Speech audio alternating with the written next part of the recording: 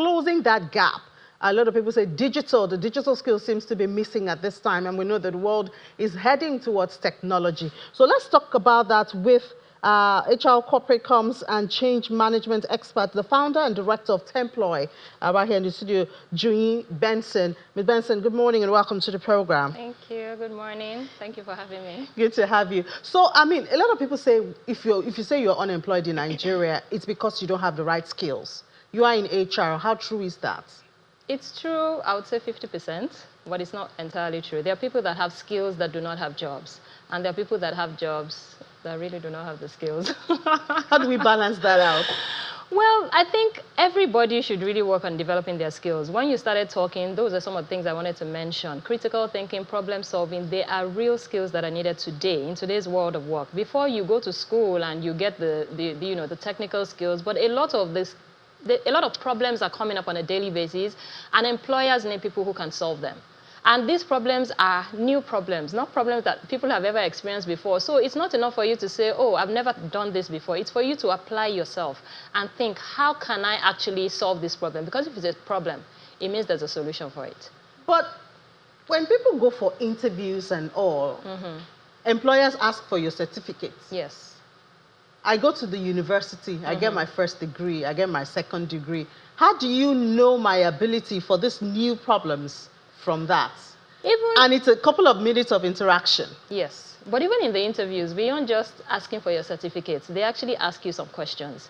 How do you apply yourself in answering those questions? Some of these questions are things that, I mean, right now we're in an internet age. There are questions that if you go online and research, you would find, tell me about yourself. I mean, you ask people, tell me about yourself, and they're still telling you about their local government and the number they are in the family and all of that. And those are not, relevant questions for employment. So what you find is that when they ask you, for example, give me an example of a time when you've demonstrated teamwork, or give me an example of a time when you demonstrated leadership skills, and you cannot answer those questions, how is an employer going to know that you can actually defend that certificate that you have? So it goes beyond the certificate now. Right, these days the certificate is just the basic level. But you still need the certificate, or it doesn't really matter? Well, it depends. For a lot of jobs, you still need the certificate, right? I mean, if you want to be a doctor, there's no way. The fact that, like somebody would say, the fact that you were born in a bakery does not make you a bread, does not make you a loaf of bread, right? So what happens is that you need certificates in some jobs. But for a lot of jobs these days, you can self-teach, you can, go on YouTube and all of that. But the fact is, whether you have the certificate or not, improve yourself, acquire more skills to ensure that you actually are above the pack. A lot of people are looking for that very job that you're applying for at every point in time. So what skills do you think is most sellable now? You say people apply yourself, get knowledge, go to the internet and all of that. What areas do you think people should actually be really looking at? I would say critical thinking, and the reason I say that is because we have a whole industry today being dedicated to mimicking human intelligence. That's artificial intelligence. That tells you that there's a lot about human intelligence that is useful to the entire world.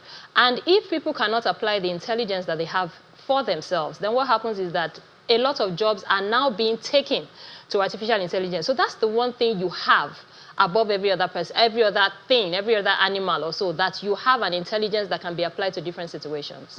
So I did a bit of research to see what skills or top hiring industries, and this is for 2024. And what I found, if we could have that slide on, that the leading sectors for hiring were ICT, telecommunication, NGOs, education, teaching, banking, and healthcare.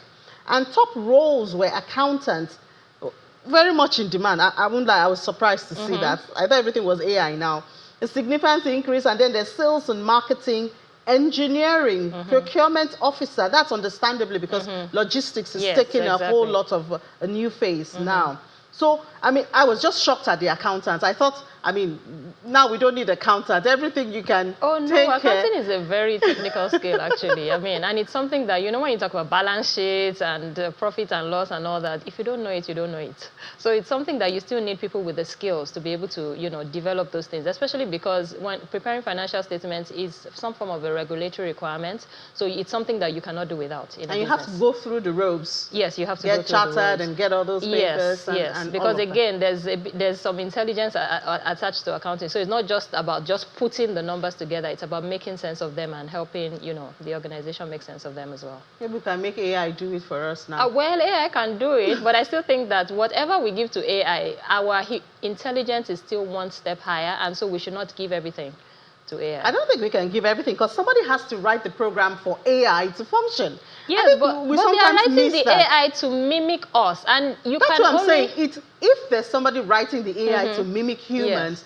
it's somebody's brain that's doing that job. Yes. It initiates from the human brain. Yes, exactly. So when people say AI taking over our job, I think it's really funny. No, but it's because a lot of people are now, you know, leaving their thinking behind and just typing everything into AI to do for them. And sometimes AI itself will tell you, I do not give correct answers all the time. And so you need to double check that. So that's something that people need to learn to do as well. Okay, so let's also see those other leading roles, top hiring industries like teaching, NGOs. NGOs could be any sector. Humanitarian, climate change, and all of that. Banking, healthcare. These are the top hiring industries. ICT and telecommunication, we understand that so well. So, I mean, for an individual building up a career now and all of that, what strategies do you think? I know you talked about critical thinking, and that's really wide, and kind of suggests that you need something natural to build on first. So what areas do you think an individual building a career or want to switch a career, you know, what should you be looking at? What should you do? I think the first thing is to understand what you want. When I ask people, what kind of job are you looking for? They say any job. I mean, that's pretty broad. So understand what you want and then do a self-assessment. What skills do you have? Because for you to get what you want, you need to be sure that you have the skills that can take you there. And if you find a gap between what you want and the skills that you have, then you can then begin to think of how you can upskill yourself in those areas. Because that's the only way you can, you know, chart a path to that particular place you're looking to. All right, thank you so much. It all comes back to us at the end of the day. Whatever you want to do, you still have to use your head. You still have to use your head. Summary. Summary. Use your head. All right, Julie Benson, HR, corporate comms and change management expert, and also founder, director at Employ. Thank you. Thank you so much for having me. Thank you. All right.